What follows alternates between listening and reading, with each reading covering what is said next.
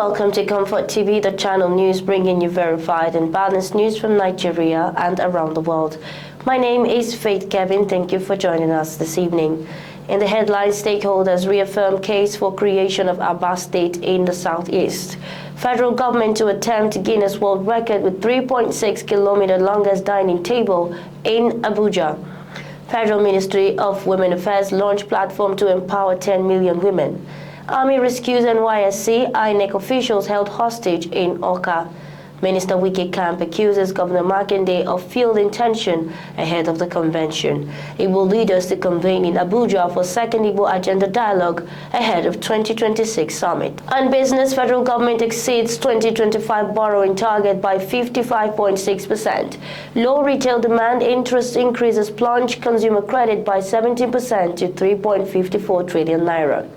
On the foreign scene, former South Korean president indicted for benefiting enemy. Hundreds turn out for anti-pollution protest in Delhi. On sports, Liverpool lead chase for Victor Osimhen amid PSG bid. Sadiq Umar praised by Real Sociedad coach for impact off the bench. Now the news. Stakeholders, including the Awka State movement and Ohanaeze Ndigbo, have once again called for the creation of Awka State as the sixth state in the Nigeria's southeast region, telling the Senate committee that the move is a long overdue correction and a historical necessity. The appeal was reinforced by a high-powered delegation that recently met with lawmakers, led by Senator Barau Jibrin, to present the case for Awka State.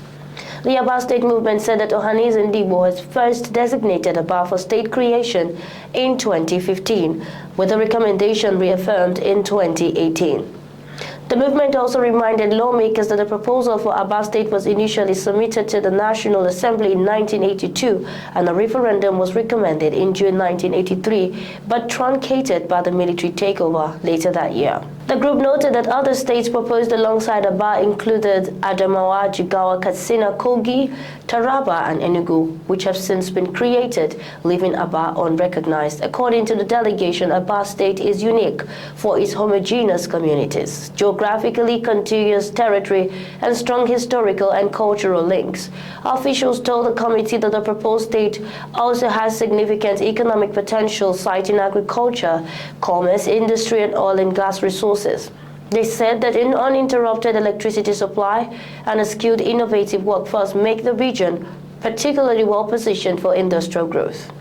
The Awka State movement said it will continue to advocate for the creation of Awka State at the National Assembly and engage with other stakeholders to ensure the proposal remains on the legislative agenda. The federal government is set to make history with an ambitious attempt to break the Guinness World Record for the longest dining table. A 3.6-kilometer setup expected to host between 2,000 and 3,000 guests. The record-breaking event will headline the Mega Renewed Hope Nihoto Gastronomy Festival slated for December in Abuja. The plan was unveiled recently in Abuja during joint World Press Conference addressed by the Director General of the National Institute for Hospitality and Tourism, Are Abisoye Fagade, and the Minister of Art, Culture, Tourism and Creative Economy, Hajia Hanatu Musa Musawa. This year's edition, themed Oriki, Taste of Culture, aims to celebrate Nigeria's culinary diversity while promoting economic opportunities in the nation's hospitality and creative sectors, in line with President Bola Tinubu's Renewed Hope agenda. RF Agade said the record-breaking attempt will take place on the morning of December 6th, after which the table will be used as a communal dining space later in the day. He explained that the festival formed part of Nihoto's broader strategy to strengthen Nigeria's tourism value chain through skills development, entrepreneurship, and youth empowerment. The Director General also highlighted Nihoto's strategic partnership with Nova Rosta, noting that the collaboration underscored the Institute's commitment to deepening technical capacity, enhancing skill acquisition, and expanding international exposure for Nigerian culinary professionals. According to him, the initiative was expected to attract investors and expand business prospects in food, hospitality, and agribusiness. Also speaking, the Minister of Art, Culture, Tourism, and the Creative Economy described the event as a strategic platform for economic inclusion and youth participation in the creative economy. She praised the role Nigerian cuisine has continued to play in cultural diplomacy, noting that the creativity of Nigerian chefs and food entrepreneurs has deepened the country's global cultural influence. The week-long festival will feature exhibitions, culinary masterclasses, cultural displays, food tastings, and investment dialogues. President Tinubu is expected to formally unveil the mega Renewed Hope Nihoto Gastronomy Festival and the Guinness World Record attempt in Abuja. The Federal Ministry of Women Affairs, in collaboration with Intelligent Innovations, has launched the Happy Women Platform, a nationwide initiative aimed at empowering 10 million Nigerian women to achieve financial independence and sustainable growth. Regardless of their socioeconomic background, the platform serves as a central digital ecosystem aggregating opportunities for women across Nigeria, from micro and small business owners to young professionals and creatives. Through the initiative, women can access financing, business growth tools, capacity development programs, mentorship, digital resources, and health and wellness support. The ministry said the platform is designed to enable women to scale their businesses with access to loans and funding, while also providing training programs to enhance employability and entrepreneurship skills. Health and Wellness Partnership will give women affordable access to insurance and wellness programs, further supporting holistic empowerment. At the launch in Lagos, the Minister of Women Affairs, Hajia Iman Suleiman Ibrahim, described the initiative as a revolutionary platform for Nigerian women aligned with the federal government's Renewed Hope agenda under President Bola Ahmed Tinubu. The Nigerian Army has denied allegations of involvement in electoral malpractice during Saturday's governorship election in Anambra State, explaining that its personnel were deployed solely to rescue NYSC and INEC officials reportedly held hostage by unsuspected political thugs. Lieutenant Colonel Olabisi Ayeni, Deputy Director of Army Public Relations, said the incident occurred on November 8, 2025 at Ukuoji, Umuebele in Awka Ward 5, Awka South local government area. Troops were dispatched following a distress call from NYSC members reporting that corps members and other INEC staff were being held after the polling unit's collation officer went missing. A rapid reaction team comprising 2 officers and 12 soldiers was sent to the scene.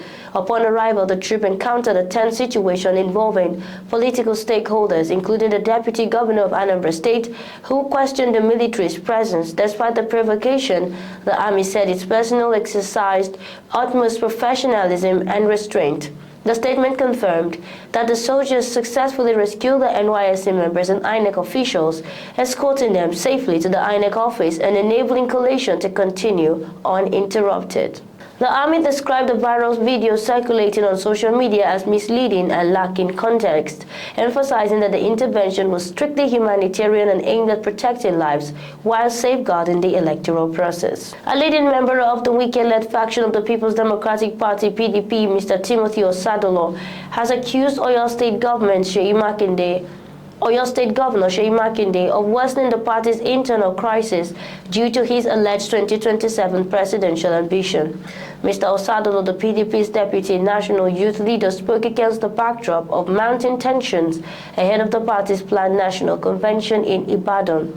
Mr. Osadolo alleged that Governor Makinde's personal political agenda is driving the crisis and warned that holding the convention without addressing party grievances could deepen divisions. He described discussions of a presidential candidate from the Southwest as mischievous in a context where internal disputes remain unresolved and said the focus should be on reconciliation, in line with the ruling by Justice James Omotosho directing the party to put its house in order. Mr. Osadolo also rejected claims that Minister Wike was intentionally weakening the PDP to benefit President Bola Tinubu's 2027 re-election bid. He said that key actions fueling tensions such as suspension of party leaders and dispute over zonal congresses were not initiated by Minister Wike and urged members not to vilify the former Rivers State governor as the cause of the party's challenges.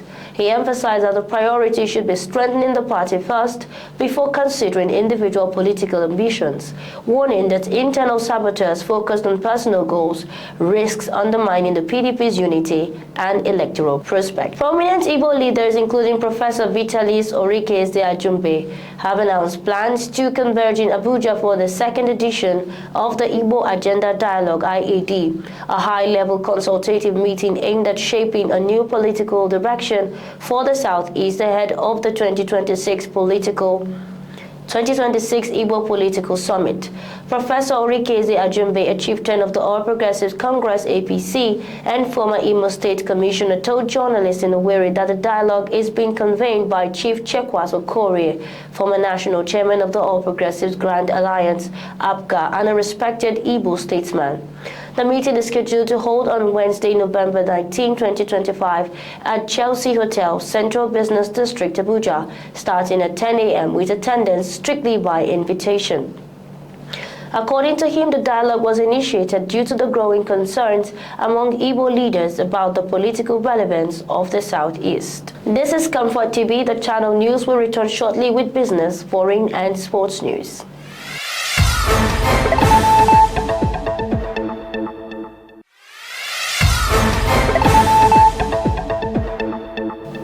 Many thanks for staying tuned to Comfort TV, the channel news. Onto the world of business. The federal government has borrowed 17.36 trillion naira from domestic and foreign sources in the first 10 months of this year. This represents 6.06 trillion naira, 55.6%, in excess of the 10.9 trillion naira stipulated in the 2025 Appropriation Act on 10 months prorate basis. The total borrowing in 2025 approved budget is 13.08 trillion naira for the entire fiscal year.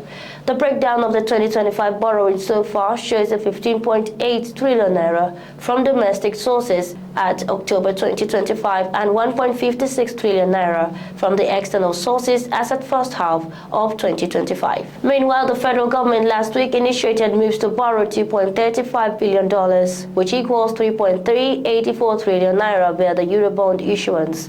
This would increase the total borrowing to 20.74 trillion naira. Also, going by the periodic domestic borrowing template operated this year, the estimated total borrowing for the year is put at nearly 23 trillion naira, bringing total excess borrowing for the year to about 10 trillion naira, or 80% in excess of the amount in the Appropriation Act 2025. Still on business, a decline in retail demand triggered a 17% month-on-month fall in consumer credit in Nigeria, dropping to 3.54 trillion naira from 4.27 trillion naira in June.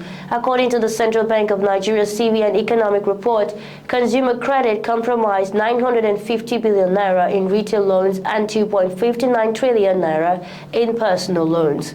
Retail loans fell sharply by 51.5% month-on-month from 1.96 trillion naira in June to 950 billion naira in July, reflecting weak appetite for credit amid high interest rates. In contrast, personal loans grew by 12.1% month-on-month, rising from 2.31 trillion naira in June to 2.59 trillion naira in July, accounting for 73.2% of total consumer credit. Retail loans made up the remaining balance. Onto the foreign scene, former South Korean President Yoon Suk-yeol has been indicted on charges of benefiting the enemy following a controversial drone operation targeting North Korea.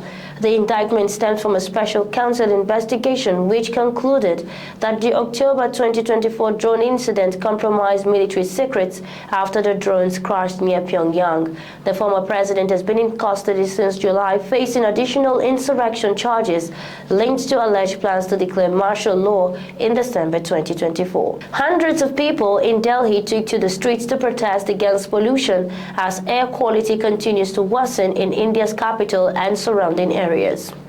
People of all ages, including children, held banners and shouted slogans demanding that the government take action to curb pollution, which is touching severe levels. Around 80 people were briefly detained by the police, who said the protesters did not have permission to gather near India Gate, a landmark in the city. Though air pollution is a recurring problem in northern India, especially in winters, this was the first big protest on the issue in a while. Air quality in Delhi and its suburbs is relatively poor throughout the year due to vehicular emissions, dust and industrial pollutants. But the problem gets worse in the winters because of farmers burning crop stubble in neighboring states, along with low wind speed trapping pollutants close to the ground. Over the past 3 weeks, Delhi's air quality index AQI, which measures the level of PM 2.5 or fine particulate matter in the air that can clog lungs, have been hovering between 300 and 400, which is nearly 20 to 30 times the acceptable limit marked by the World Health Organization. On Monday morning, Delhi's AQI was 330 according to the federal government-run Safar app. Levels between 101 and 200 are considered moderate, while those between 201 and 300 are poor. Between 301 and 400 is categorized as very poor, and a figure higher than 400 is considered severe. Onto the world of sports, Liverpool are reportedly leading the race to sign Nigeria and Galatasaray striker Victor Osimhen, despite strong interest from Chelsea, Manchester United, Barcelona and Paris Saint-Germain. Osimhen has been in sensational form since his record-breaking £75 million move from Napoli to Galatasaray in July 2025, a transfer that set a new benchmark in Turkish football. The 26-year-old has scored 46 goals in 52 matches for the Turkish Giants, including a hat-trick against Ajax in the UEFA Champions League, extending his streak to 8 consecutive goal-scoring games in European competitions. Liverpool manager Ancelotti is reportedly prioritizing the striker to bolster his attacking options ahead of the next season, giving the Reds an edge over competitors. Manchester United and Chelsea are monitoring developments closely, while Barcelona have also expressed admiration for Osimhen's goal-scoring powers. Paris Saint-Germain are prepared to offer £150 million, which is approximately 249 billion naira, for the forward, a sum that could challenge Galatasaray's resolve to retain the star. Osimhen remains a key figure for the Super Eagles of Nigeria, continuing his impressive form as Nigeria gears up for the upcoming World Cup qualification playoffs. Still on sports, Super Eagles and Real Sociedad striker Umar Sadiq has received praise from his club coach Sergio Francisco for his performance in the 1-0 victory over Elche. The 28-year-old striker struggled for playing time this season, logging just 40 minutes in La Liga and going 8 months without a goal. Despite these challenges, Francisco highlighted Sadiq's effectiveness off the bench, noting that his height, speed and movement into spaces created uncertainty for the opposition and added a new dimension to Real Sociedad's attack. Sadiq was not selected by Nigerian coach Eric Chelle for the recent World Cup playoff against Gabon, with Victor Osimhen, Akol Adams and Tolu Arokodare preferred as striking options. Nevertheless, the club praise is likely to boost the striker's confidence ahead of the next international break. Real Sociedad will next face Osasuna on November 22 as they look to improve on a slow start to the season, having accumulated just 13 points from their first 12 La Liga matches. And that's our news bulletin for the evening. Before we go, here is a recap of our top stories. Stakeholders reaffirm case for creation of Awka State in Southeast. Federal government to attempt Guinness World Record with 3.6-kilometer longest dining table in Abuja. Federal Ministry of Women Affairs launched platform to empower 10 million women. Army rescues NYSC INEC officials held hostage in Awka. Minister Wike Camp accuses Governor Makinde of failed intention ahead of convention. Igbo leaders convene in Abuja for second Igbo Agenda Dialogue ahead of 2026 summit. On business news, federal government exceeds 2025 borrowing targets by 55.6%. Foreign, former South Korean president indicted for benefiting enemy. And on sports, Liverpool lead chase for Victor Osimhen amid PSG bid.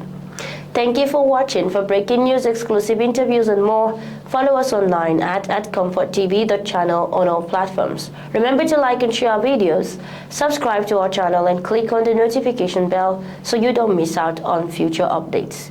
My name remains Faith Kevin. Until next time, stay informed, stay connected.